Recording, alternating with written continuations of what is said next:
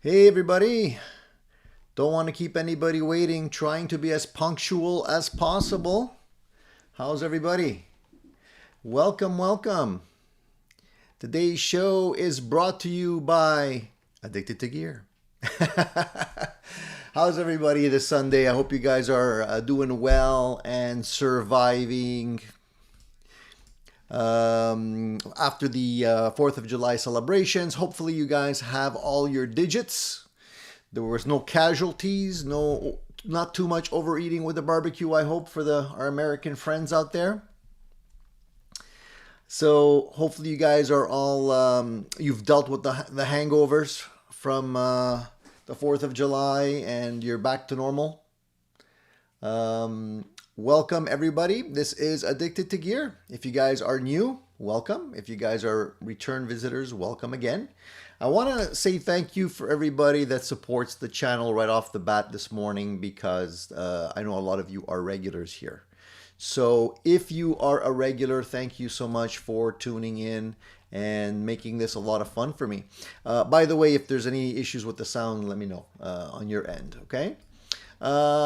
So yeah, I wanted to say thank you to the regulars here, and I know we have quite a few people that tune in all the time. YouTube now indicates top fans, so I want to say thank you to the people here that are regulars, and there's a few of you that are that YouTube has indicated as top fans, and I want to say thank you to all you guys. So let's see here. We have Vinny's World. Thank you, Vinny, for tuning in regularly, religiously to the channel. I appreciate it. We have Jack Collins. Jack, Jack is a staple here. He's always around. We also have Gene, Cushman. We have Paul. We have Damaski71 as well here. And it's me, Don P., and a few others as well. I can go down the list. There's a lot of you guys, and I appreciate it. I won't necessarily name all of you, but I think you guys know who you are. And I wanted to give you guys a heartfelt thank you. Today is live show number 259, and we're going strong. We're going, we're going to keep on going till we can. And I want to welcome all the newcomers that are dropping in. We do see some newcomers from time to time, which is always great, and hopefully they'll stick around too and make things a lot of fun. So we have a lot of cool things to talk about today, as per usual. I want to open the floor to you guys in case you have anything on your mind that you've been itching to talk about all week or saving up for the show. If you have anything that you're looking at, any interesting gear, especially now that there's a lot of sales coming up, right? There's a few, I think at this time of year after the 4th of July weekend, there's a lot of ways people are enticing us. There's Prime Day coming up, and there's a few places that are having special sales and whatnot. So it's a good time to take advantage of that. So if you guys are looking at possibly adding to your collection of gear, it's a good time to save a couple of bucks. I have a couple of things that I spotted I'll share with you guys if you're interested. Maybe you're considering getting something, or perhaps you're doing the opposite. Perhaps you've decided to go the other way and thin out the herd a little bit. I'm just gonna put my computer on do not disturb, because I keep on getting pop-ups here and people trying to contact me during the show, which is a little bit distracting overall. There's a poll question today, guys, as per usual, so please take a look at that. Maybe you guys have already voted. If not, cast your vote, and we'll look at that in a little while here. I'm playing my SG today. I love this guitar. Really love the way it sounds, love the way it plays. And here, I'll give you a little taste of that.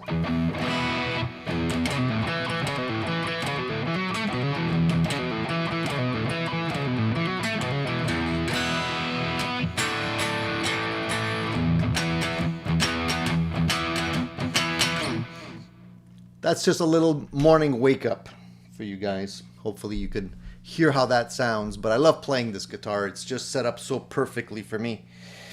It's so easy to play this one. I don't know why. it is, but I think it's a combination of the setup mostly. Can't get enough of it. It even smells good. Sometimes I catch myself just smelling it. Smells of that vanilla. You know what I'm talking about if you own any kind of Gibson. It's a much nicer smell than some of those overseas guitars. I don't know what those smell like, but they're definitely not the same smell. So, all right, guys. So, as per usual, if you have any questions you guys want to possibly throw my way, just put a little question mark ahead of it so I know which one it is.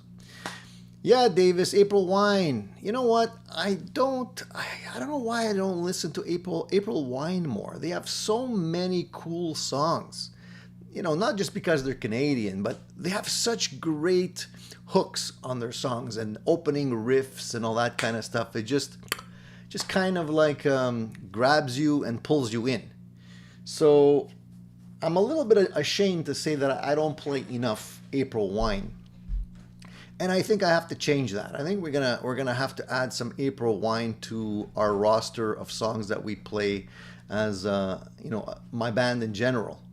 There's so many great songs. I don't know if there's any April Wine fans in the house, but you know, Signs of the Gypsy Queen, Sign of the Gypsy Queen, Just Between You and Me, Roller, Could Have Been a Lady, I Wanna Rock. I can go on and on. There's such great songs, and I was a bigger April Wine fan back in the day, but it's like I forget about them. I forget that they're around. I don't know why. But yeah, I'm gonna have to start integrating a few songs. Are you guys looking at anything this week? Any interesting gear on the horizon? Music and Gear says, "Hey Tony, I made it this weekend. Hey, we missed you. We missed you, man." Jack says, "Tony, I love me some April Wine." Yeah, me too, man. Such a great band. They have a lot of great driving tunes. You know, kind of like AC/DC is a great band to drive and listen to while you're in the car. April Wine's kind of the same way. Brings me back. Vox says, "I've been working on adding some Jeff Healey tunes to the repertoire." Really, really, Vox, which ones? We've added one too. We've added Confidence Man, which is fun to play. It's got a nice groove to it. It's all about the groove. David remembers April Wine, but he hasn't listened to it in a while.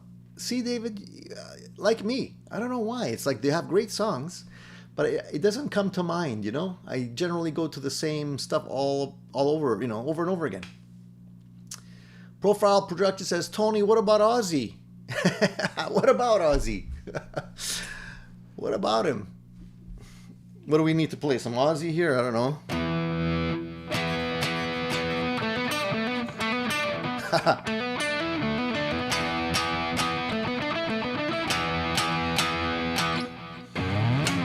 That's Psycho. You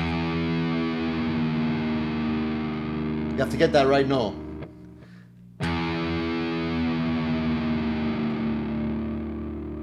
It's all about the tuning, right?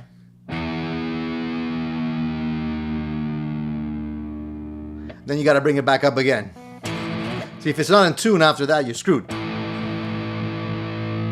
There we go. So it's oh,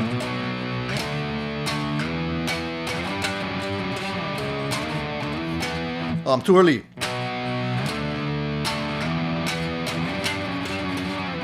I can't even play a simple tune like that this morning. I don't know why. I can play the hard riffs, but I can't play the easy ones. Anyways, I'll get to it later. My fingers have to wake up and catch up with my brain. I think I have to start doing my finger exercises. Angel Eyes. Yeah, that's a nice one, Vox. I like that one. That's a nice one. Yeah, a nice ballad for sure. That's very cool. I'm glad to hear that you're into the Jeff Healey. So am I.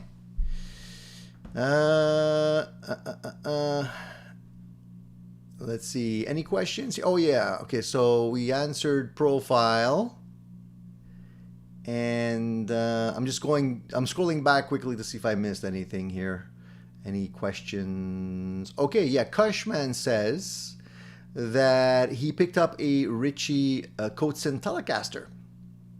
Congrats. A Telecaster, man. How do you like it, Cushman? Is that your first Telecaster? I don't know if we talked about it already in previous shows or not. I don't remember. Sometimes I have a good memory, but it's short. For whatever reason. Old age, I guess. Martin Murray says, I had an SG. It smelled like barbecue when I got it. Really? Barbecue? Like barbecue sauce? Well, mine smells more sweet, more like vanilla. But I guess you can get some sweet barbecue sauce too, right?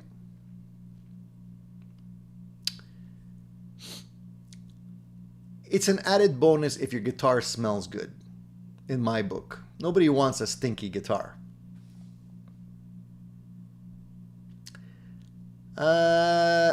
Davis says, Tony picked up the Marshall Studio Vintage 20C. Best amp. All the classic sounds are there. The magic is learning how to utilize the inputs and controls as an instrument itself. So true, Davis. So true. First of all, congratulations. The 20C is great. If you... the 20C is a combo. The combo version, right? So I have the head version of that amplifier, and you're absolutely right. The magic is learning how to utilize the inputs and controls. You definitely want to jumper the inputs. Then you have added control over the highs and the lows. You can dial it in, perfectly. If you play around with the high and low, you can get it exactly the way you want it. One of the beauties of the great aspects of these Marshall Studio amplifiers, they have a lot of high end, which, if you're playing alone might not seem like a good thing. But if you're playing with a band, it cuts through the mix wonderfully. So you can be heard. You don't have to be super loud. You have ultimate control. Takes pedals extremely well. And since it has an effects loop, you can keep your modulation effects pristine with that particular amp. I love it. I love it. Shane says, we're a bunch of guitar sniffers. What's better, being a guitar sniffer or a cork sniffer, Shane? Oh, man. Zuhair Reza. You must be new, Zuhair. Welcome. He says, wow, such a nice guitar music room. This is my happy place. If you ever seen or if you've ever watched 50 Shades or 60 Shades of Grey. I never watched the movie, but I heard about it. Anyways, this is my happy place. This is my happy room, basically. The pleasure room, I call it. So that I could come here and forget about all the crazy stuff that's happening in the world. You know what I mean? If I could make this a bunker, some kind of like a bomb shelter bunker, and just keep it the way it is like this, maybe just add a fridge, some food, I'd be perfectly happy.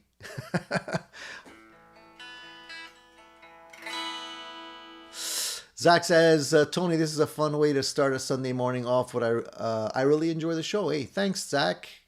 Thank you, man.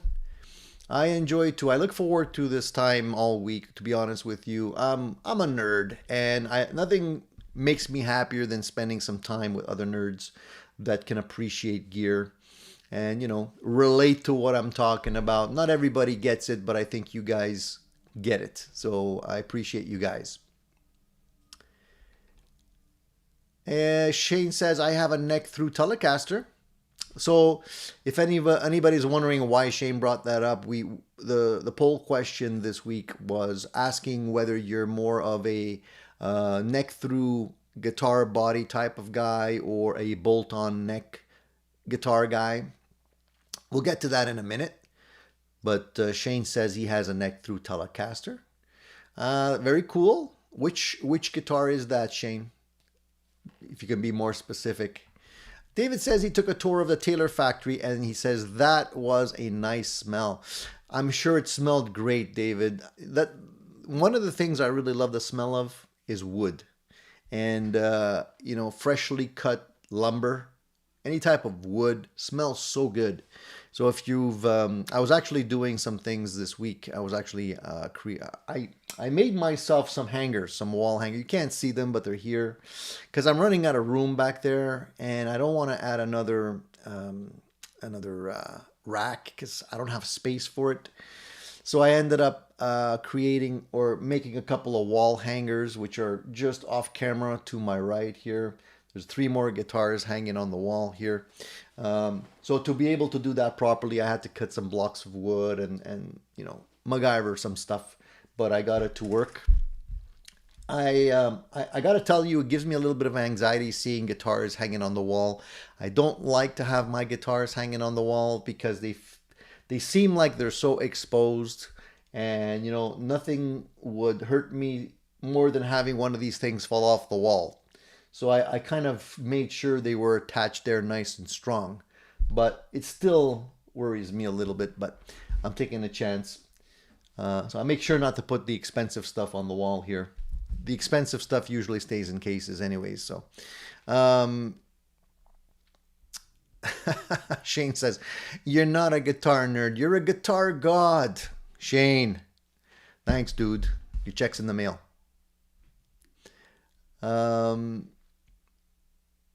So David said at Taylor they had all the wood drying in the workshop. I'm sure they have these kilns set up there, David, where they dry the wood, because you can't just use wood freshly cut. It has to be the moisture in the wood has to come down to a certain percentage before they can actually use them for guitars. So I'm sure they probably had all that good stuff there.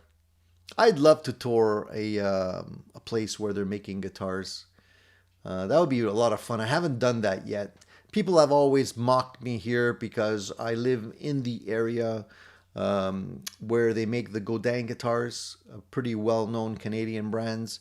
And, people are telling me, hey, why don't you go there? And, I'm surprised you haven't reached out or whatever. But I don't even know if they actually do shop tours there. Maybe they do. If they do, maybe I'll go. That'd be fun, since it's not that far. I'll have to put that on my bucket list. So what have you get? I've been listening to April Wine. What have you guys been listening to lately? What's on your playlist this week? Do you have something that you listen to on the way to work, or is it just random on shuffle? Shane says it's a 2008 Raven West neck-through Telecaster. It's funny you mentioned that, Shane. I used to have a Raven guitar way back when. I almost forgot about that guitar. That guitar, if I remember correctly, was kind of like a PRS style guitar. And I bought that a long time ago. It could have been around 2008. I don't really remember the exact year. I forgot about that company.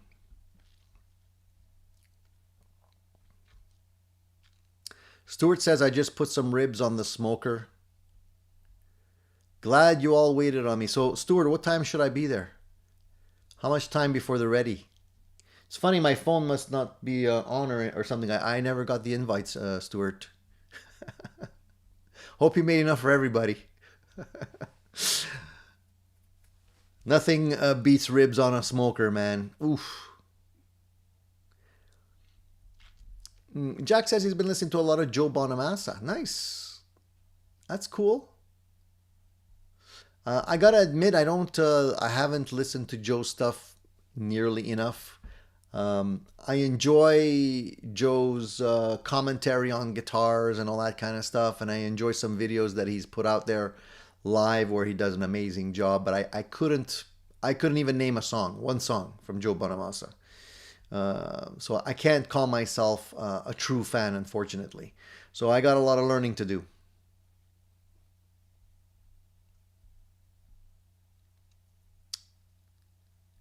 So David says they stopped the tours during COVID, but I just saw that they started again. If anyone visits San Diego, I'll go with you. Yeah, that would be nice, man. If ever I'm in San Diego, I'd love to go.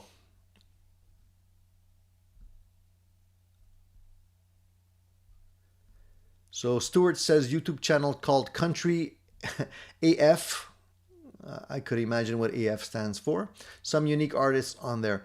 Country is really taken a front seat in the music industry. There's a lot of a lot of great artists coming out in the country scene.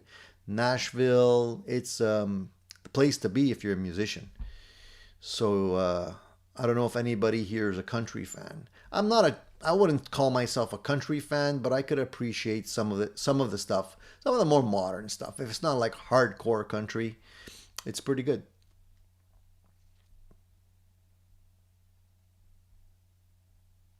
So Rick wants to know if I'm buying the new Herman Lay PRS. No, man, we talked about that last week, Rick. Perhaps you weren't here. Uh, it's not my style, honestly. And I'm not just saying it because I can't afford it. I can't afford it anyway, but it's not really my style. It's a little bit too out there. I mentioned last week that I saw the video of him playing the guitar. It must have been a prototype.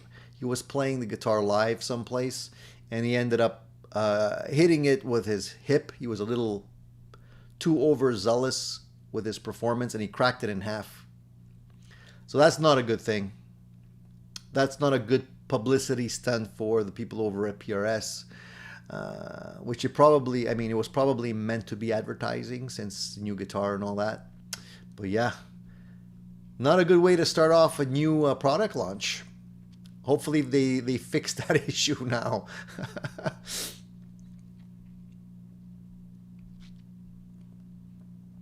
Eddie says he's working on the Sympathy of Destruction solo. It's pretty tough.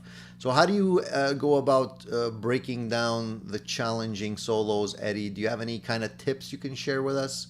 What's your technique? What's your way of practicing? Do you try and get it all down in one go, or do you break it down into smaller chunks?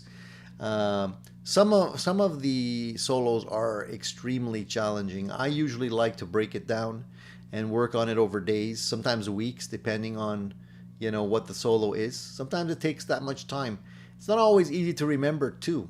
There's one thing is it's always a challenge to play a song like that and then remember it, note for note, and then get it to flow.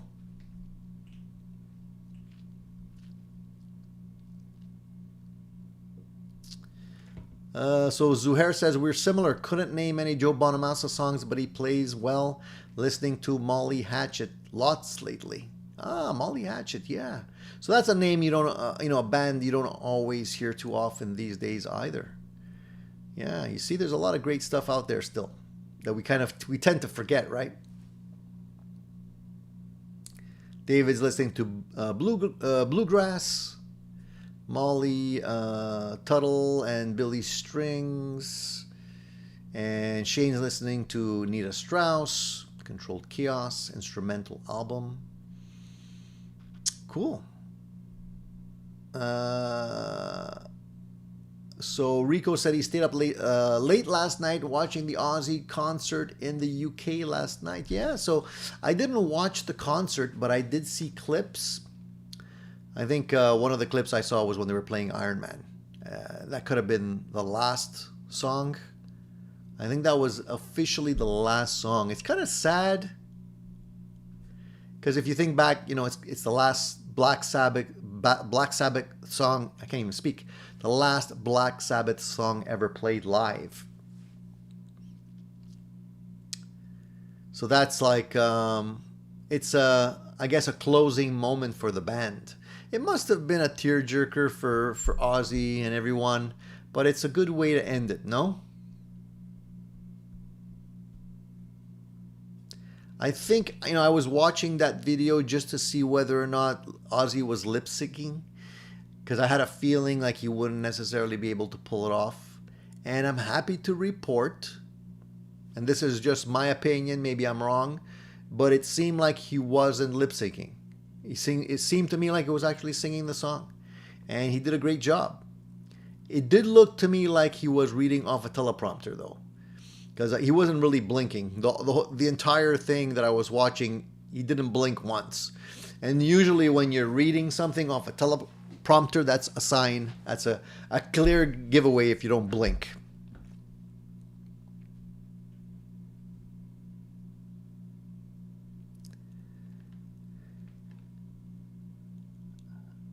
So Eddie says that he has, I'll put it on the screen. I have the transcribe software and I slow it down. Go phase by phase or phrase by phrase. And some solos take me days. Yeah, man, I know what you mean. And you know what? As you get older, dude, it doesn't get easier. Because then, you're dealing with memory. Memory's not as sharp as it used to be. Your fingers don't move as fast as they used to be. And you're dealing with like arthritis and stiffness and all kinds of other stuff. Back pain and all this kind of stuff. So, if you're young and you don't have any of those things yet, enjoy it, man. Because it's not going to be like that forever. So Zuhair says the PRS looks a bit too flashy, like jewels. I don't like the gold hardware. I'm not a big fan of gold hardware either. I only have one guitar with gold hardware, and that's just because it's kind of like a Stevie Ray Vaughan. I'm not gonna say replica because it's not a replica, but it's in that style, and that's my only guitar where I have some gold hardware.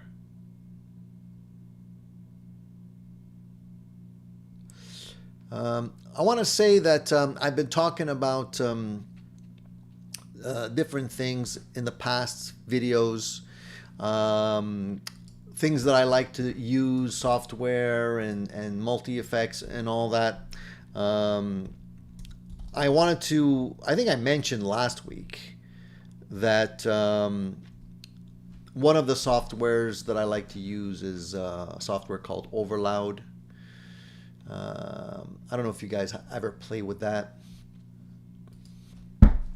And if you haven't, take a look at it because it's awesome. It's a lot of fun. And I'm going to have, this is just so you guys know, I'm going to have one of the founders of THU on the show. We're trying to figure out when we can actually get our time synchronized because they're in Italy, I'm in Canada. So the time difference is a little bit of a challenge, but I'm going to try to get him on the show. Super nice guy, and get him to sort of walk us through what the software can do and possibly like give us a few tips on using it. I've been using it for a while now and I really like it, and it's great because you can use it directly on your computer, you can use it on your mobile devices, and you can also integrate it into your recording software.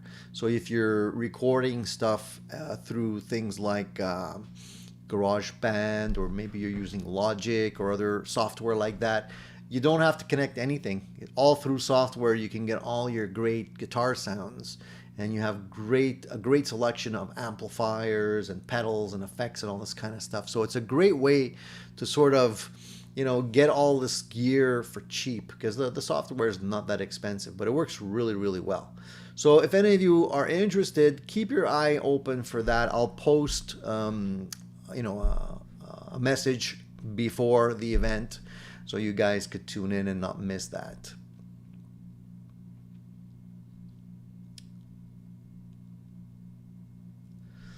Music and Gear says, and this is going back and forth with Gene, YouTube has made some changes to the AI system, but most are trying to offset the down curve in clicks, whereas some may say the guitar tube is dying. Don't know. So we can talk a little bit about that if you wish, because I've also been looking at that. What's happening now is YouTube, well, not just YouTube, Google in general used to rely on clicks and used to have, people who were optimizing their web pages for clicks. So they're doing SEO optimization so that their pages rank high and more people go to their website. Well, that's going down the tubes because right now they've been integrating AI into their algorithm. And what's happening is that when you search for something now, the first thing that comes up is an AI description. So the advantage of that is that you get the information quickly. The disadvantage of that is that you no longer have to visit a website per se. So in general, I would say website clicks are probably down 30% already, because most people don't require, they don't need to visit a website. If you're looking for, hey, what's the healthiest dog food out there? Generally in the past you would click and it would bring you to, a company that would sell dog food. Now it gives you the answer right in the AI overview. So because of that, things are changing, and people have to change along with it. It's going to be more of a challenge to get anybody on your website if you're trying to get clicks to your website. So I don't want to talk about that because this is not a tech show. It's not a computer show, or but since you're talking about that, I wanted to give you my input on that. Zach says, I learned songs and parts of the songs by ear. I encourage everybody to do that. It is helpful, Zach, to develop your ear, just so that you know where you're at, especially, overbending, bending flat, bending sharp. If you don't have that part of your playing ability honed in, you're not going to play as well. So it's good to have your ears, train your ears to hear the notes. That's a good way of doing it.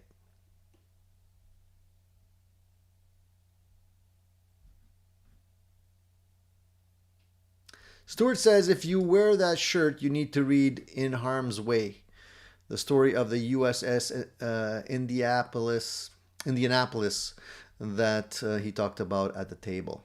So there's a couple of sideline conversations here, not necessarily about gear, but that's fine.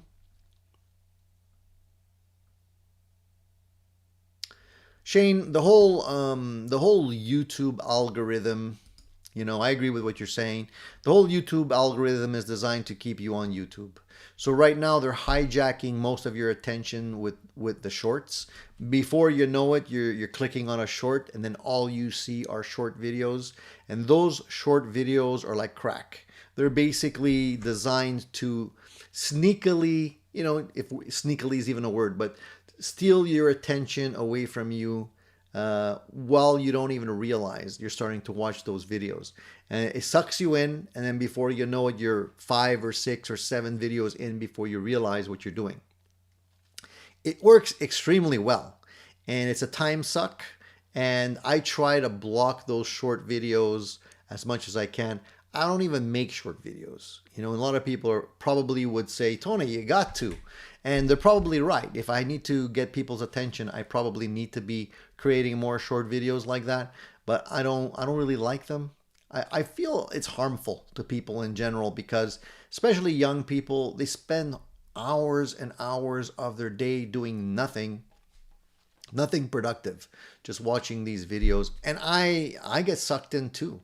Because, I like to watch YouTube videos, especially when it comes to guitar tips and all this kind of stuff, repair tips. And sometimes, you click on something because it catches your attention and it happens to be a short.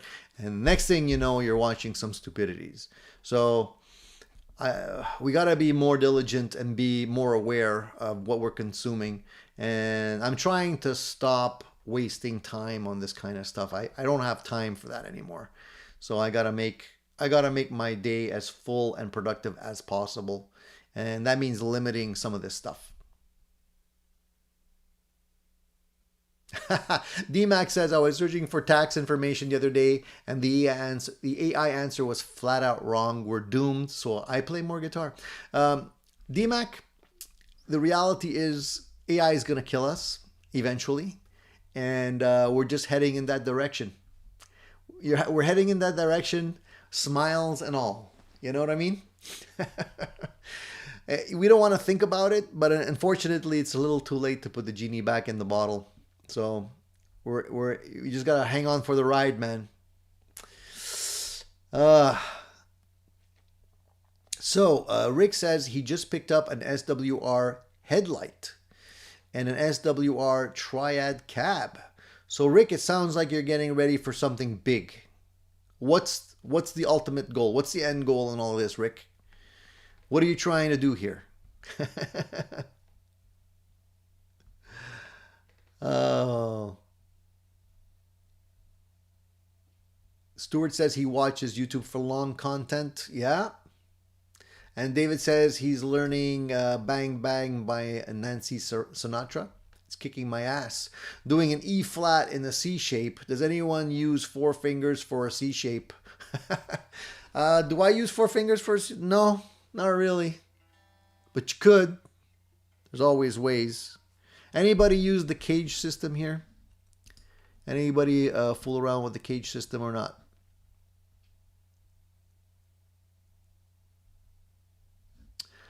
Stuart says Tony didn't realize it's his shirt. I did realize it, Stuart.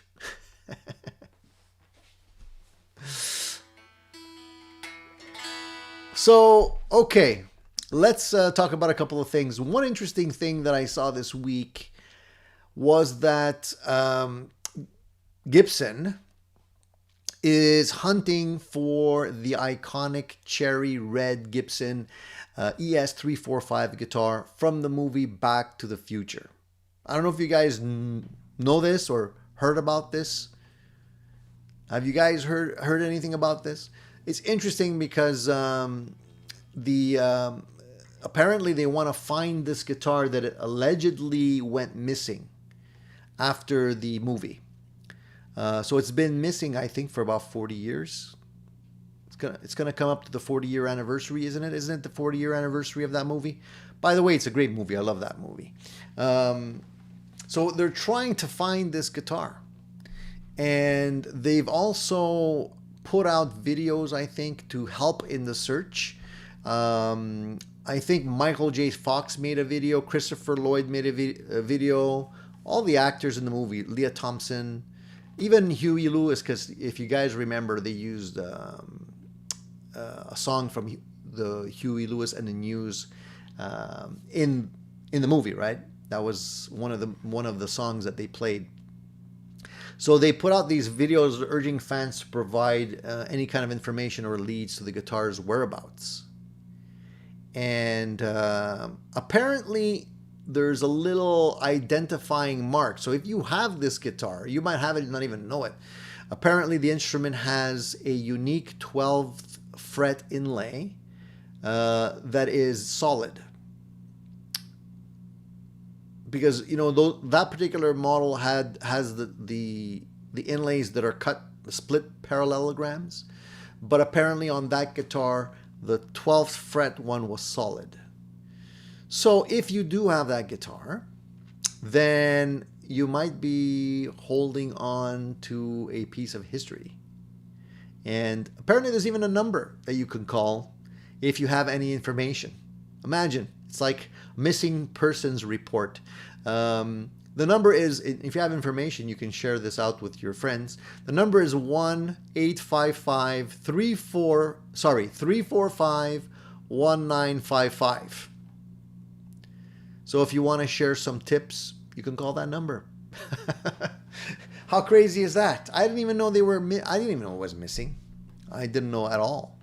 And of course, you know, for those of you who know the facts, the guitar apparently shouldn't have existed yet in the movie because it was released after that time period that they were supposed to be in. So a little fun fact for you guys. David says he thinks it's in the trunk of the DeLorean. I'm pretty sure they probably checked there.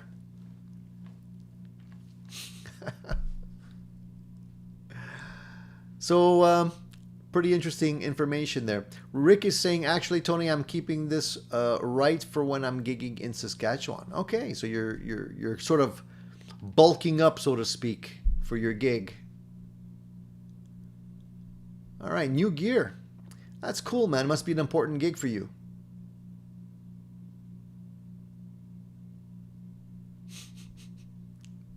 Eddie says, I asked AI how a thermos knows whether to keep something hot or cold, and it just sat there with the spinning wheel. You know, there's some guardrails built into AI right now. You can't get it to do or say certain things, and you'll know when you hit the wall if you start trying to, you know, ask a question in different ways and you never get a real answer. That's when you know you hit the wall. There's something they don't want AI to say, or they don't want AI to do. So it's not it's not totally open. It's not like free range. There's definitely sort of built-in limits to what you can do, at least for our version. The government version, on the other hand, who knows? They 100% have all of our information already, so what can you do?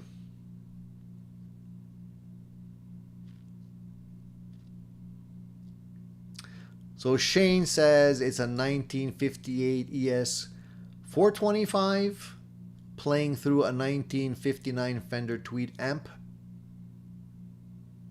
It's actually a 345, not a 425.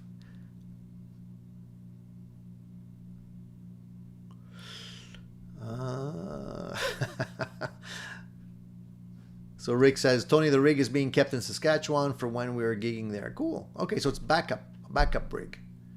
I gotcha. All right. Cool.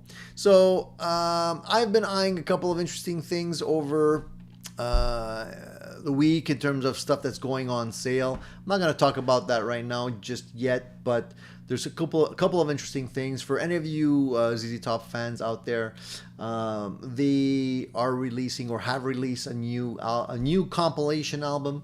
It's called From the Top, and I think it dropped on the 4th of July, so it should be out now. And it's basically a compilation of their music from 1979 all the way to 1990. And apparently it's a limited edition, so you can't buy that garbage forever. I mean, stuff forever. I don't mean to call it garbage. It's not garbage. What I mean is, you know, when they use the term limited collector's edition, you know, it's more of a marketing thing. But anyway, apparently it's features the 5 classic albums. They're cut from the original studio master tapes.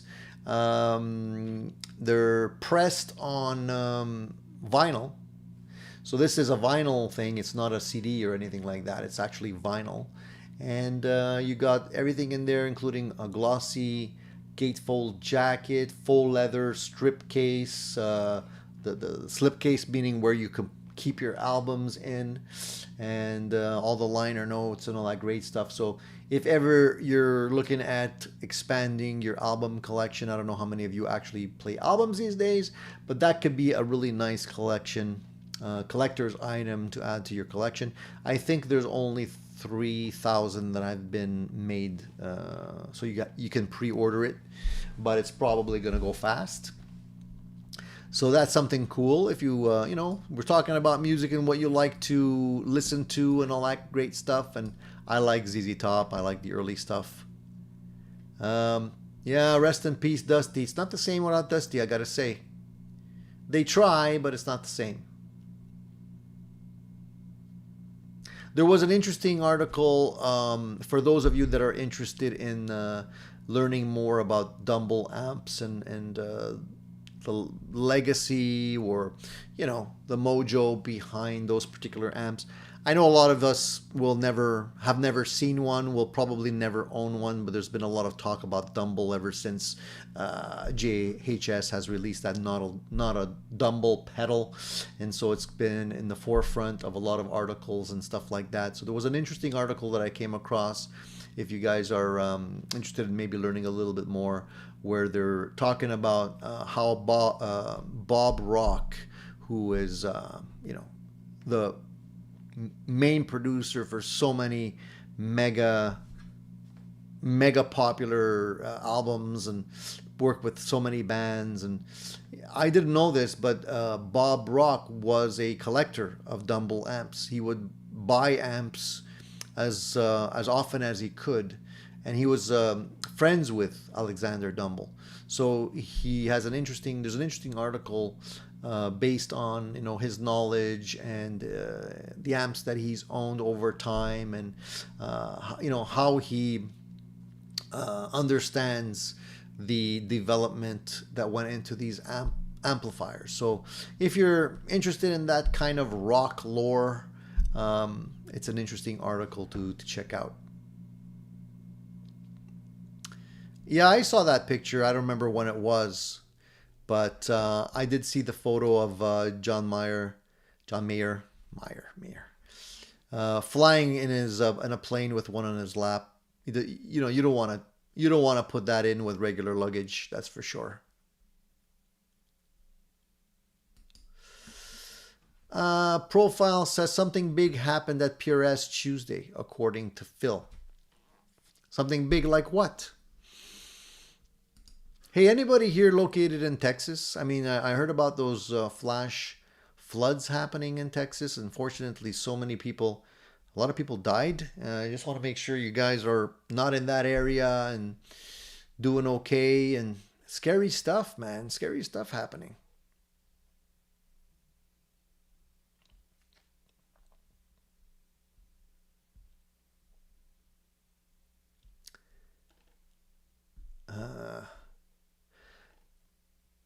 Dan says, apologies if that was a stupid question. Dan, what question was that? There's no stupid questions. Okay, here we go. Dan says, hey, luthiers and experts, can I take tuners off a Strat and put them on a 3-side on acoustic? No, you can't. Ça marche pas. You could try. First of all, they probably wouldn't fit. You have to see, first of all, the hole on your acoustic guitar might not be the same size as the Strat tuners that you have. That's number one. So you might have to enlarge the hole. The thickness of your acoustic headstock might be thicker than your Strat headstock. So the tuners might actually be too low and they might not stick out enough. So that's the other thing. There's a couple of things to consider before you try and MacGyver something like that.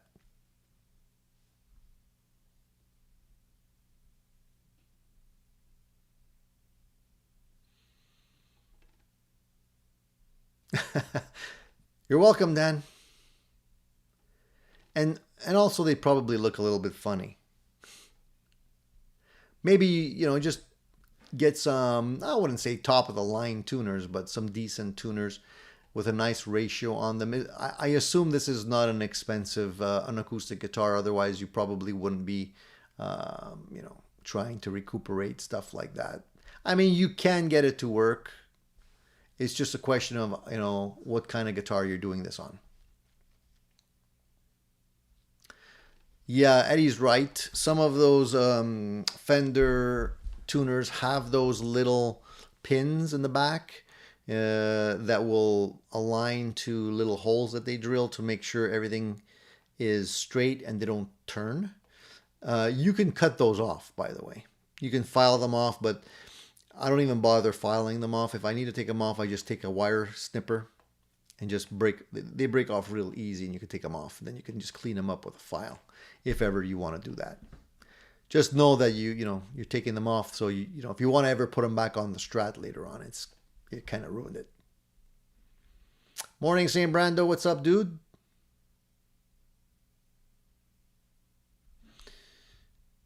So Dan says he's replacing the Fender tuners, just wanted to reclaim them on a crappy acoustic that needs them. Well then, you know, if it's just a crappy acoustic, you can try it.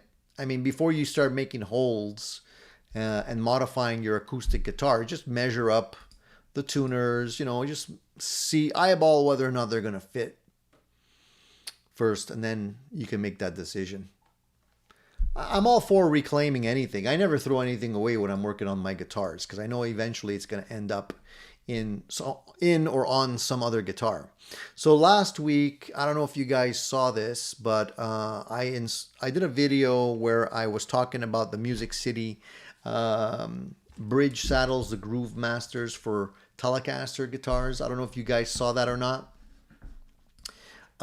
Some of you did, I think, but maybe not everyone. I can put the link to it. And this is one of the things that I wanted to mention because, as you know, if you own a Telecaster, one of the main issues with Telecasters in general is the fact that the intonation is always a tricky part of it because you can't get them dialed in exactly right unless you're using 6 saddles. So if you're using the 3 saddle configuration that you see on some older models, even reissues and whatnot, they're a little bit more tricky.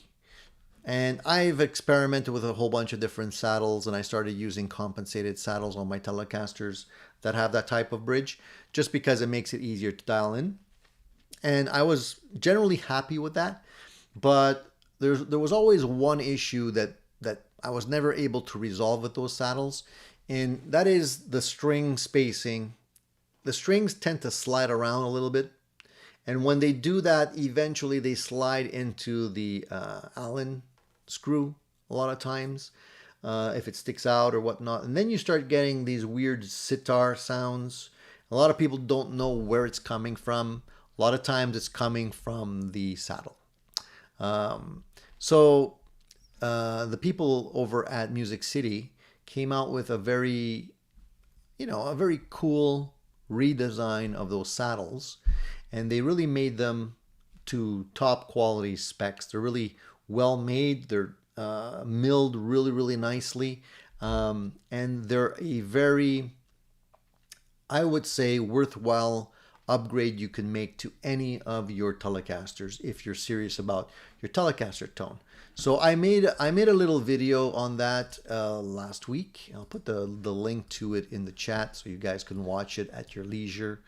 But I made that video specifically for anyone looking to upgrade.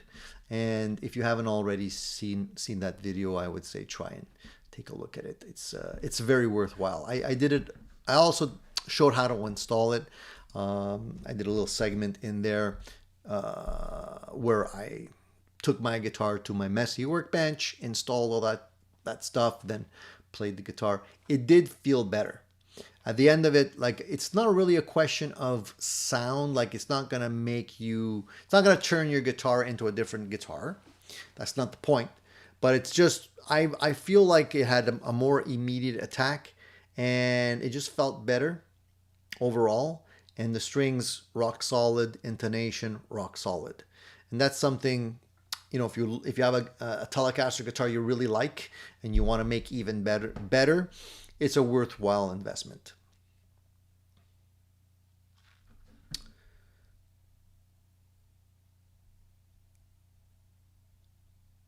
So Saint Brando says, I installed vintage tuners on a modern Strat, and I had to use Teflon tape to fit them snug. If the Strat has 2 pinholes, they are not made for vintage tuners. Correct. The 2 pinhole models are more modern versions.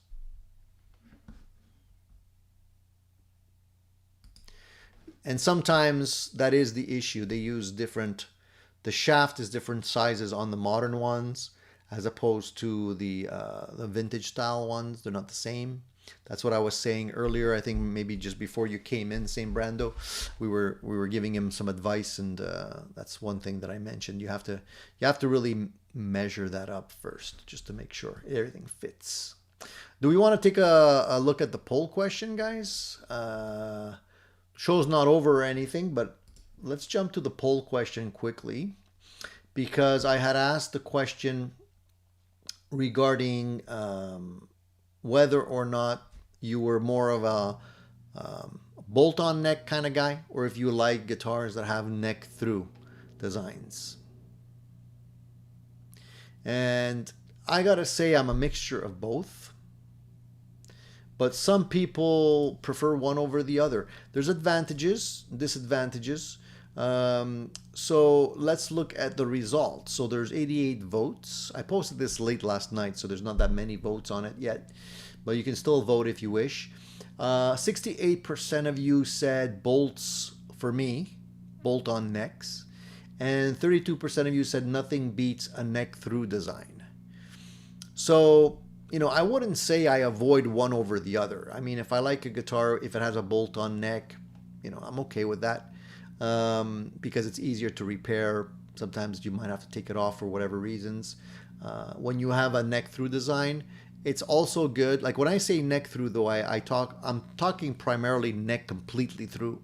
Like I'm not talking about like this style guitar, because this is not really a neck through. It's a glued in neck joint, but it doesn't go through the body. I'm talking about guitars where the neck is one piece all the way through. So on those guitars, I do think, you know, it has to do something to the sustain, because basically it's all one piece of wood. There's no glue joint. There's no screw joints or anything like that. I can't prove it. You know, there's probably some study out there that can, I don't know. But I would say that, you know, there's probably better sustain in a design like that, but I can't prove it. On the other hand, if you have an issue with your guitar, if your guitar neck warps over time or for whatever reason breaks or needs to be replaced, which hasn't really happened to me, but you can't really take that off. So your guitar is kindling at that point. So there's things to consider for either one. Now there was a couple of comments here. Paul says, each is part of the sound of the guitar, so I have and like both. That said, I do like the security of a bolt-on, as if there are neck issue repairs are usually practical and affordable. So that's kind of more or less what I just said. So I agree with Paul on that. So another viewer said bolt-ons are great if you wish to change the neck, but if sustain is more important, then a neck through is a better choice. I have both, but be careful not to break that neck. So again, you know, sustain, I think the sustain is definitely noticeable on a neck through design. Some other fans said, big fan of screwed on necks. I rarely see any actual bolted necks. He rarely sees any bolted necks. That's surprising, considering most of the Fender guitars and the Telecasters and Charvels and, you know, so many other guitars, Ibanez and everything have bolt-on necks. Interesting. Okay. Vinny says, I like both, but there are more styles of guitars that I like that use bolts. So went for bolts. A lot of times it does boil down to that. It's just a question of convenience. And then somebody says, I don't really care if there's bolts or not, but I do prefer Fender-esque necks, so I vote for bolts. There's a couple of guitars. I mean, I don't really care really. I have both. I've used both for my entire life, and I enjoy both. Doesn't really matter. I currently don't have any real bolt neck through designs. I don't have any guitar right now that has an honest to goodness neck that goes through the entire body right now. So I think the last one I played like that was the Firebird. But other than that, I don't think I have it. I don't own one right now. That being said, there is a couple of guitars that I would not necessarily want to have as a bolt-on. PRS is one of them. I know they've made both models, and but for me, you know, if I'm going to spend the money and get a real honest to goodness core model PRS, I don't want the bolt-ons for whatever reason. I just feel like, it's not for me. You know, the Silver Sky bolt-on is fine. It's basically a Strat, so, you know, that's fine. But for the other models, I prefer to go with a glued-in neck joint. And I'm kind of surprised that PRS hasn't come out with a model that has an honest-to-goodness neck, you know, one-piece neck model. I think that would be something interesting for them to try and do. But they haven't done that yet. And it's funny that they haven't, because, you know, Paul, he's always talking about, you know, sustain and, you know, quality materials and the difference it makes in the sound and all that kind of stuff. But as far as I know, PRS hasn't come out with a neck through model yet. So maybe it's time that they start doing that. Could be interesting. Black Hat Jester says, I like both, but prefer bolt-on guitars more for their modular construction and the sound. Neck through tends to sound a little nasal in the mids. I don't know if we can say that across the board, though, Black Hat. It could be, you know, that particular one that you tried. I don't know if they're all that way.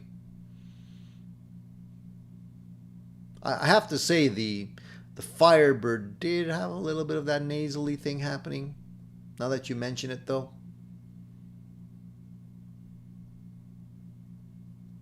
So Music and Gear says, my neck through will be here tomorrow, March 6th. Schecter. Hey, congratulations, man. Very cool. Very cool. I always like the day before something's going to arrive. It's like Christmas. You know, you can't wait to get that package. You know, you want to drive home a little bit quicker on the highway just to see if your package is there, if it arrived. And then when you open it up, there's always that moment of suspense just to make sure there's nothing wrong with the guitar. Or, yeah, so exciting, man. Good for you. I'm happy to hear that.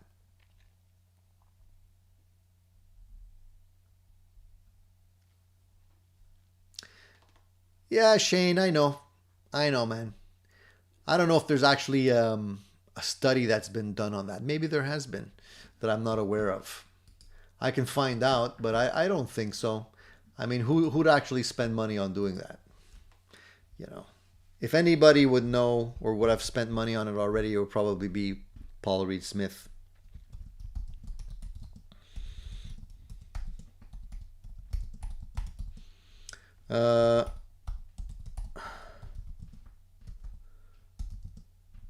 I'm going to find out.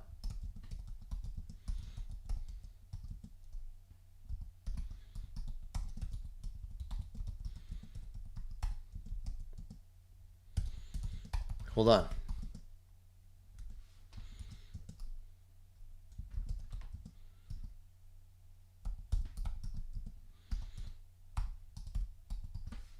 Let's see. So, apparently not. That there is no conclusive proof yet. But there is engineering theory. So I don't know what that's worth.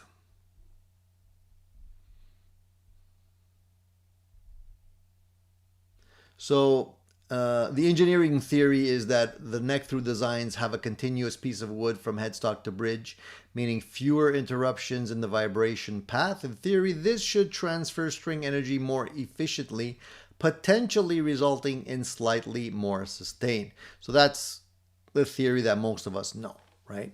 And there's got to be some truth to that because it's true. It's one piece of wood. There's no glue. There's no mechanical joint or other things keeping those pieces together. So in theory, it should be true. How do you measure it or how much of a difference it's going to make? That is negligible. It might make a difference, but you might not even be able to hear it. So, you know, there's that. But there's no actual studies. There's a lot of arguments if you go on blogs, but there's no proven scientific consensus on this. Surprising. You know, if I had a way of testing this, that would be a cool experiment. I'm just trying to think what kind of equipment you would need to be able to measure that in a real world environment. Rico says, Tony, what's the heaviest Les Paul you gig with? I don't gig with heavy Les Pauls, Rico. Most of my guitars are as light as possible. I don't know which one is my heaviest. At one point I had done that exercise. And I do have my notes somewhere, but they're not here. Not within reach, unfortunately, but I do have everything documented in terms of guitar weights. But I can honestly tell you my guitars are not heavy. My Les Pauls they tend to be light. The one of them that I have is weight relieved as well, so it's even lighter. I played with heavy Les Pauls, and I can't do it, man. You know, I know a lot of people think the heavier the guitar, the more sustain. I don't know if that's true either, but basically, I don't think I'm willing to make that trade-off. My back just won't let me do it. Music and Gear says, okay, guys, it's a family day here, going out and doing family stuff. Love the show, Tony. Thanks for doing what you do. Hey, have a great time with your family, man. Music and Gear, family comes first. Say hi to everyone for me. Enjoy yourself. D. Smith says, my PRS are all set necks. Dave Menichetti seems to get plenty of sustain on his Les Paul, so I would think the difference is negligible and not apparent unless you are doing a study. I would say so. And look, I mean, even if your guitar doesn't have the sustain, there's ways of getting around it. Obviously, you can just introduce some kind of compressor pedal and just jack up the gain. And, if you're playing live, amplified, I'm saying, if you're playing unamplified, you just want to hear the guitar sustain, I'm pretty sure the neck through designs would be the ones that you would want to beat, because I think they're probably going to do better overall in terms of feel.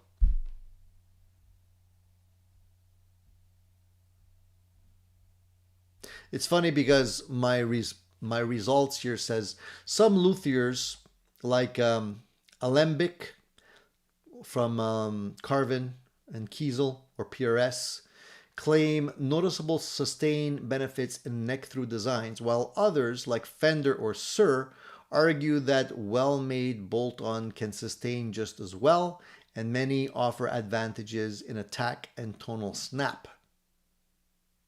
So YouTubers and builders have done A/B tests, and they've taken otherwise identical guitars, ESP, Ibanez, Carbon guitars, but results will vary wildly, and many admit the difference are often too subtle to be meaningful without lab-grade equipment. So it's the argument of diminishing returns. It's like anything. There may be an improvement, but unless you have dog-like hearing, you probably won't notice it or be able to hear it. Would you be able to feel it? Probably. I think when you grab a guitar that has good sustain, it does. You play it and you can hear it. It just the entire thing vibrates so nicely. Like this guitar has that. It just has no issues with sustain. It's nice and loud even when it's not plugged in. They don't all do. I've played duds where you play a guitar and you just strum and it's just dies out, and that's happened to me. So I know that's real.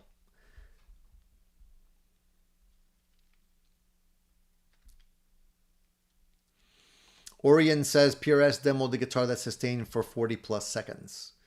Again, how are you measuring that though?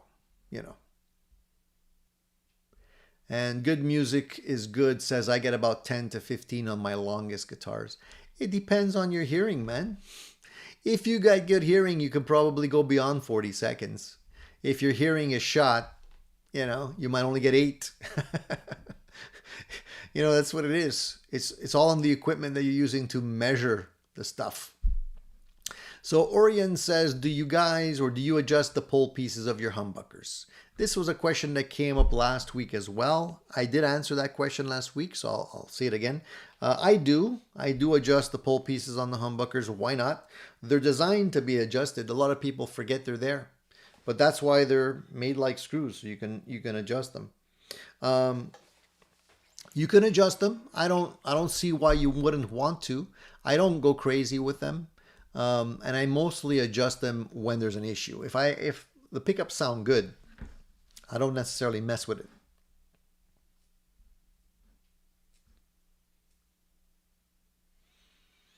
So Eddie says, how could you pick two different guitars with the exact attack to do the experiment? Well, that's part of the problem, Eddie. You can't. You're going to have two different guitars. They're probably going to be made with different materials. Strings are not going to be identical.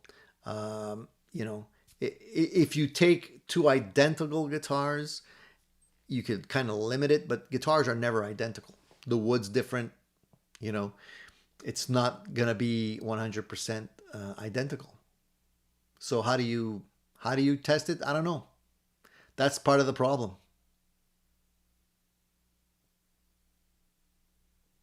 Rexomatic says, what would be your summer road trip rig? I'm going with Hill's HN5 headless, Spark Amp TC Helicon Voice Live 3EX, Harley Benton Street Box, wireless mics, folding mic, and guitar stands. Man, you seem to have everything like squared away. It's a good question. When you say summer road trip rig, are you talking about like doing just casual playing sessions or actually performing live in front of audiences? I'm not sure how far you want to go, but it seems like you're ready to perform with the gear that you've mentioned so far, Rex.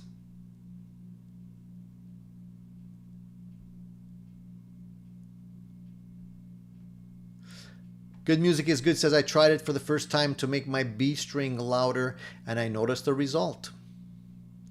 There will be a result if you play around with the string heights, for sure.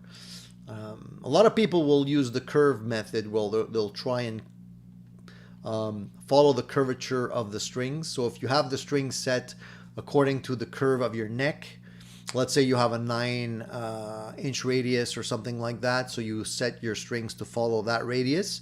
Well, then a lot of people will set the screw heights to follow that radius as well, so you have a consistent distance between your strings and the heights of your magnets, so that you're not just doing the flat thing.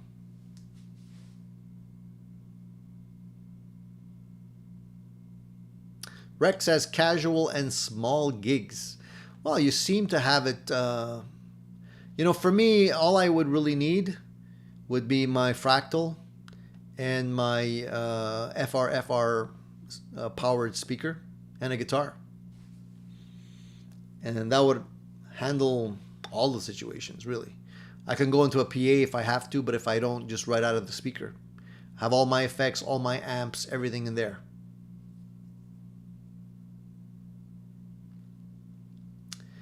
Boomerang wants to know, what's the one guitar of the bunch that's your number one favorite all-rounder? Dude, that's a hard question, man. That's always one of the hardest questions that people can ask me. Because, man, first of all, it's hard to pick just one. Because I have a few of my favorites for different reasons. So you're basically asking me which guitar I would get rid of last? Man, I always have such a hard time answering this question. Let me think. And this changes over time. It's not always the same response, but man, it's hard to pick one. And it's not necessarily the most expensive either. A lot of people would tend to think, oh, just go with the most expensive guitar. It's not.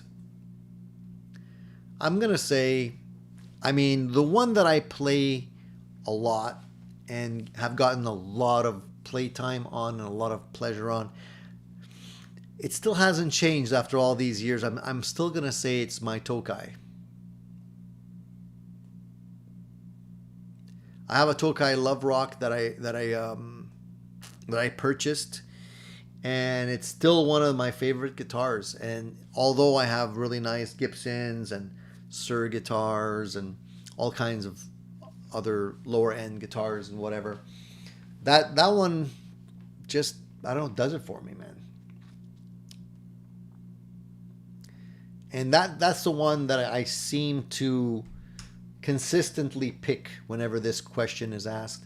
Now, I love this guitar too, and it would be hard for me not to have this as a follow-up. This is a great guitar, man. And I'm eating crow every time I say that because it took me so long to actually appreciate SG guitars, and it quickly went up the totem pole, man. This guitar went up the totem pole for me, in terms of playability and just the way it sounds and plays. But I definitely feel like overall the guitar that has gotten the most playtime so far is my Tokai. But I gotta say, this guitar has quickly become number 2, believe it or not. Probably even before my Strats.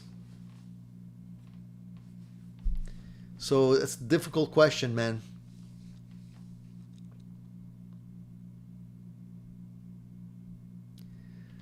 I'd be curious to ask you guys that same type of question.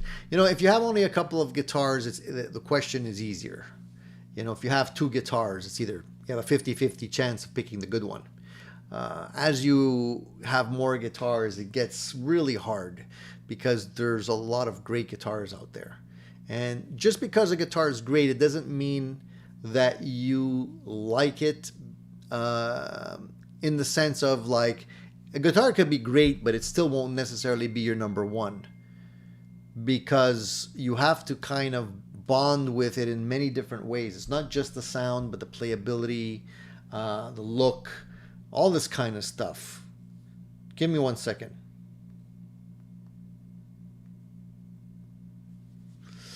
So basically, the Tokai does it for me because it has the oomph, and the pickups sound great, and it plays really, really nice. I really like it. Because of that, it's not the easiest to play in the sense that, the Fender Strats that I have definitely are easier to play. They're lighter, more comfortable body. But basically, beyond that, there's a lot of other things that come into play in terms of how to get that sustain that you're looking for, the playability, the action, all that good stuff. There's a lot of things that will make you prefer one over the other, that you can't really predict. Give me 1 second, guys. 1 second.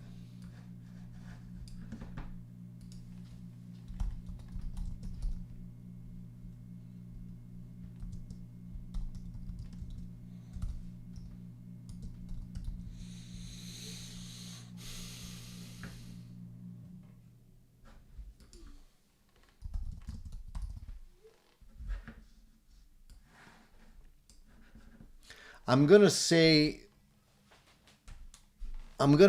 it also, the style of music that you're playing. So over time, if you're playing one particular style of music, you're gonna bond with a specific type of guitar: Telecaster, Stratocaster, Gretsch, semi-hollow body guitar, whatever it may be.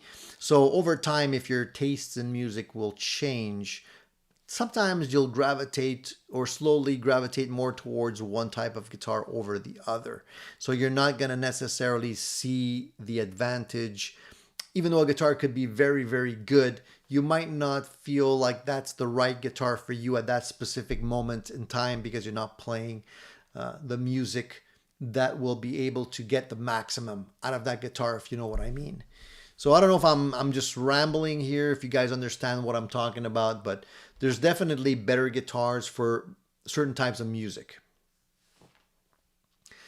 Dan says, I miss my Baja a lot more than I miss my ex.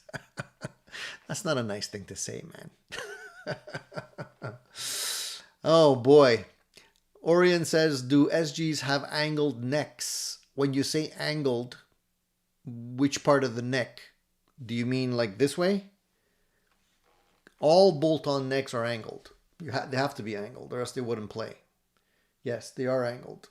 But what I like about this one is, as you can see, look at the back pickup. It's higher than the front, obviously, but it's not those. I've seen some SG guitars where the back pickup is sticking out this much, you know. I don't know why that is.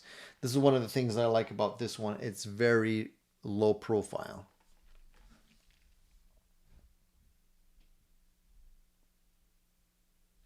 Danielle says, I usually use the TIGS 112 flat wound set and find I often have to lower the B string pole piece and raise the third string pole piece with that string set.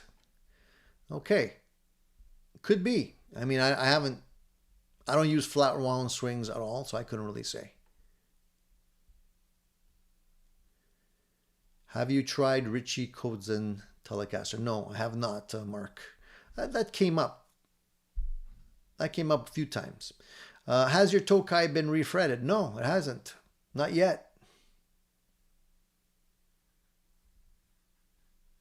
Vinny says, for me, Fender styles are so much easier to play standing up. True. Absolutely.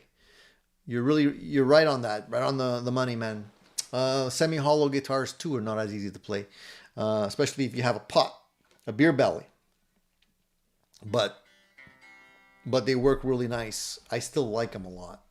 Sometimes you have to make your, you got to make your, you got to pick, even though it's not necessarily the most convenient way of playing, you know, because there's guitars that do feel better.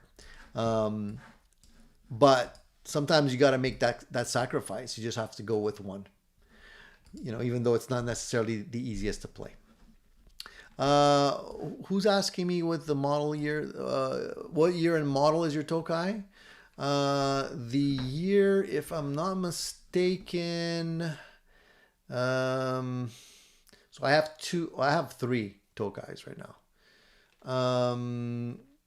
So one of them, I believe that one was built in, oh man, I don't know. I'm not that good on the years. I know how long I've had it. I couldn't really say when it was made. I would have to look at the serial number. Let me see. Let me see if I have that information for you guys. I should have that information, shouldn't I? I had actually at one point looked at all of that, but I don't think I actually put the year. So the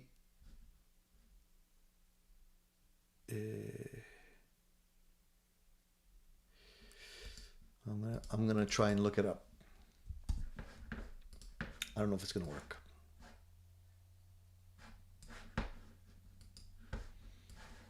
There's ways to actually find that information online, but it's not actually easy.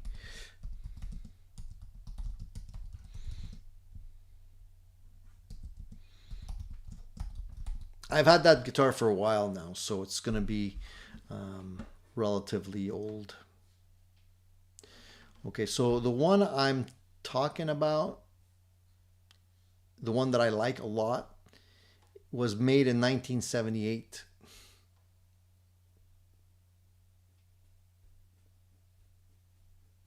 Believe it or not, it's an old model, according to the serial number. So the Tokai serial number, they have the first digit represents the year.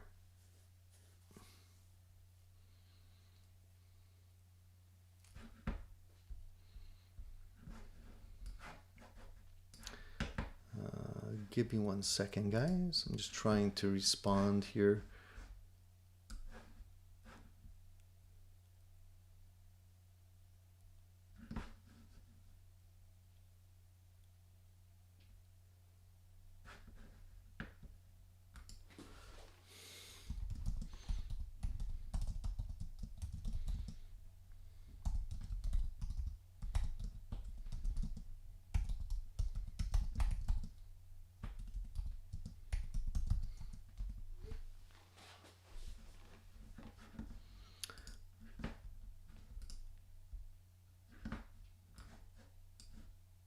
Orion says, Donna, did you hang out in guitar forums before? Yeah, sure.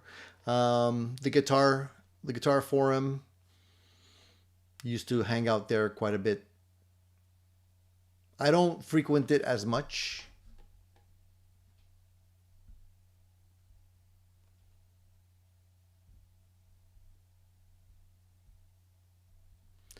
I'm just going back to see if I missed any kind of other comments here.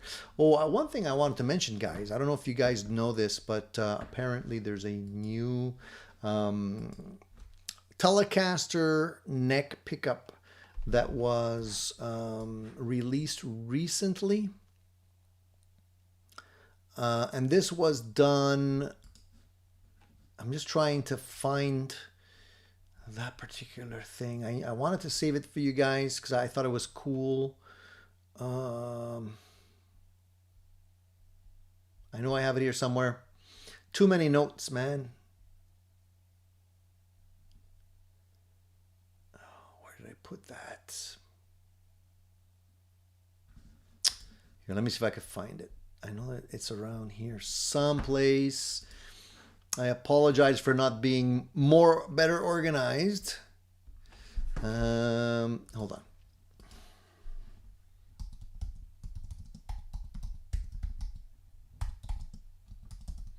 I try and keep things and try and remember things so I could talk to you about them, but sometimes I can't. It just ends up being too much to remember. I'm pretty sure there was Seymour Duncan that released this, and it was brand new, but it's not listed on their website. I don't know if you guys saw this or not, but oh man, can't find it, guys. Trying to find it for you, but I can't find it. I hate when that happens.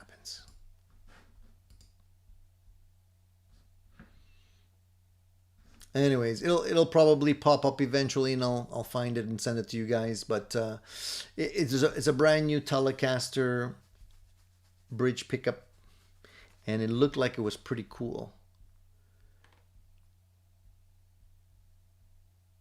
And that's something I would want to check out. There's a couple of deals happening right now. I know that there's a 20% discount that you can get on Squier guitars. A lot of these things happen after the 4th of July sale, but Fender's doing this right now. So 20% off of some nice Squier guitars, so you can pick up some nice ones. If you're eyeballing those, save yourself some money. It's nice to see that there are discounts still happening from time to time. You can also get a discount on TrueFire if you're looking at joining TrueFire for some guitar lessons and whatnot. The sign up used to be $249, and I think right now there's a deal happening where you can sign up for $99, which I think is well worth it. And there's a whole bunch of stuff also on Musician's Friends where you can get all kinds of discounts, up to 60% on certain items. So it's cool that you could take advantage of some of this stuff. I always wait for those days. Unfortunately, a lot of these are in the States, so in Canada I can't really take advantage of it much, but you guys can, so this is why I'm bringing it up, in case you guys have some spare change. Like, you can always, you know, feel around the sofa pillows and see if there's any extra change there, and maybe pick something up. Sometimes it's what you got to do, man. You can't, you know, deals are too good. You can't just let them slide.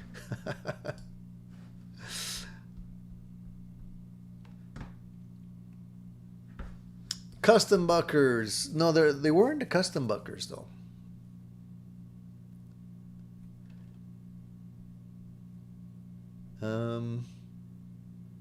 So Paul says, my go-to when I want to grab one of my 10 guitars is the reissue Silvertone 1449 but modded. A PAF and Strat pickup replace the lipstick tube pickups. Yeah, cool. Very nice. It's cool to hear what you guys like to play, you know, because everybody's got some different tastes, and it's nice that not everybody's playing the same stuff. Orion says, what's your idea of PAF tone? Any particular recording? My idea of PAF? I mean, there's so many different versions of that. I like listening to, you know, like the Paul Kossoff stuff. I think that sounds great. Anything that sounds like woody. I think the a lot of the PAF tone that you were getting back in the day, if you're not super saturating the sound with effects and all that and going guitar amp, you know, amp gain direct, a lot of it, you had this kind of woody hollowness sound to the pickup, which was quite interesting. I mean, what's your idea of a PAF tone? And today, I think that term PAF, P-A-F, has been watered down so much because there's so many different things. You know, people call everything PAF these days. You know, where a true PAF pickup back in the day had a very specific sound. So it's kind of like, you know, what is PAF? We don't even know anymore. But if you go back to early recordings, you know, and you listen to those early guitars like, you know, Pearly Gates from Billy Gibbons. I mean, to me, that's the PAF tone, you know. But you got to hear it without necessarily being super saturated with all kinds of effects. Gary Moore, yeah, Gary Moore too. Rick says, Tony, they are so, what? Hold on. Tony, they are so choice. Buy a Fender US Blackwoods Telecaster. You'll never sell it. You can pry the Telecaster from my cold, dead hands. So you like the USA Blackwoods Telecaster? What makes you like that Telecaster so much?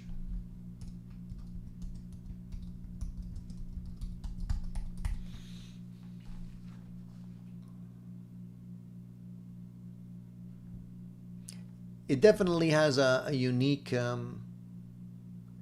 look to it.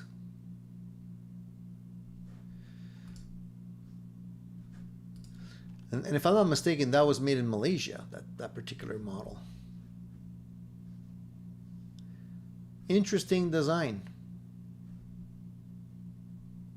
They're not that, I mean, they're not available anymore, so you have to find them used.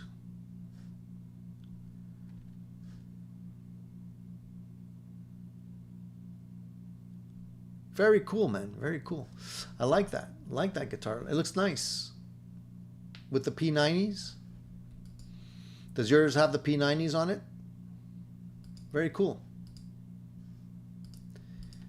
Well, guys, listen, I've been talking for an hour and a half, so I'm going to wrap it up because I think you guys are going to probably have other plans for the rest of your day.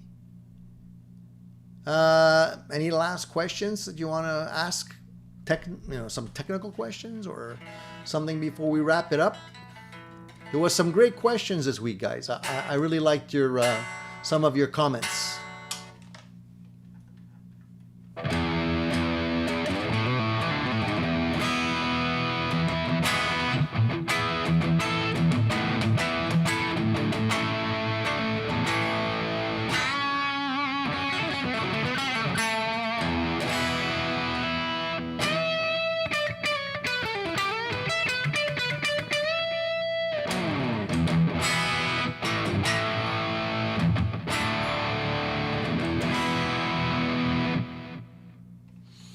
Oh, by the way, before I actually let you go, guys, that sound that you're hearing coming from my guitar, this is coming from my Valaton GP5.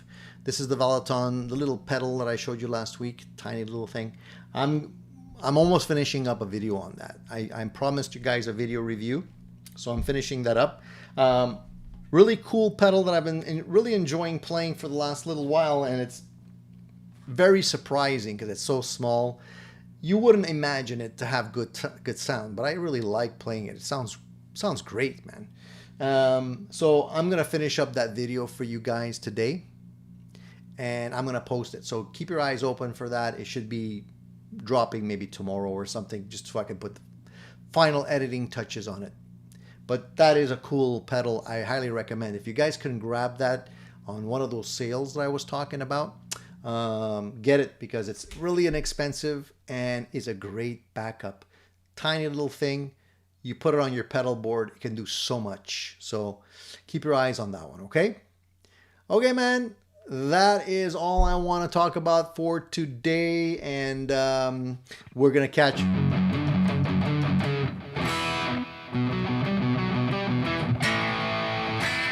Wayne. I can't. Sorry, Jeff, I can't do too much of that. We're gonna get demonetized 100%. So hope you guys have a lot of fun. Enjoy playing your gear. We'll be back next Sunday with more, and I'll have probably more stuff to show you and more interesting gear. Oh, by the way, I almost forgot. There's one thing that I'm working on getting possibly this week. Keep your fingers crossed, because if I do get that, it should be a really cool item that you guys will probably want to check out. So wish me luck on that. It's not a done deal yet, but I'm trying my best to get my hands on it. So I'll let you know more about that next Sunday. That's it for now, guys. See you soon. Enjoy the rest of your week and play the heck out of your guitars. Talk to you later.